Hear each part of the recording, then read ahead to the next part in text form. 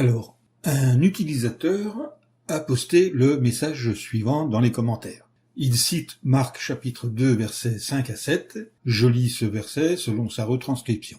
Jésus, voyant leur foi, dit au paralytique, « Mon enfant, tes péchés sont pardonnés. » Or, quelques-uns des scribes qui étaient assis là disaient en eux-mêmes, « Pourquoi cet homme parle-t-il ainsi?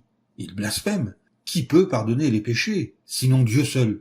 Et donc cet utilisateur poursuit son message en disant, pour répondre à la question des scribes, personne ne peut pardonner les péchés d'une personne sauf Dieu. Le lecteur se retrouve alors face à une décision. Jésus blasphème-t-il?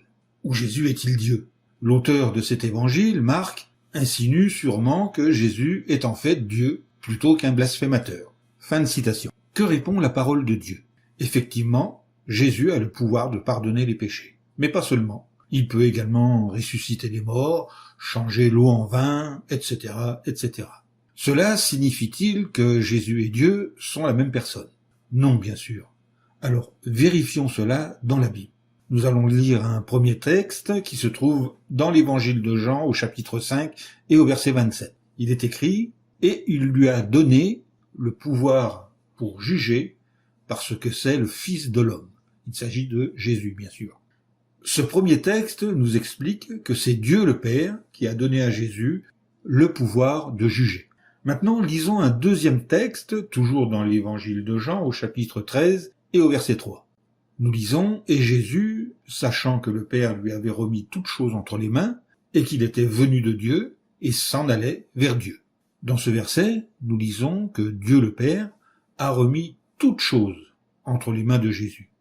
Continuons. Lisons maintenant un troisième verset qui se trouve dans le livre des Actes, au chapitre 14, les versets 9 et 10.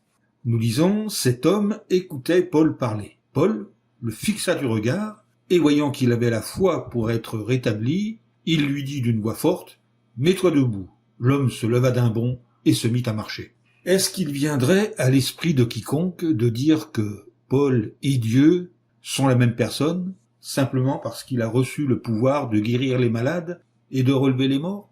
C'est une question à méditer. Fin de la vidéo.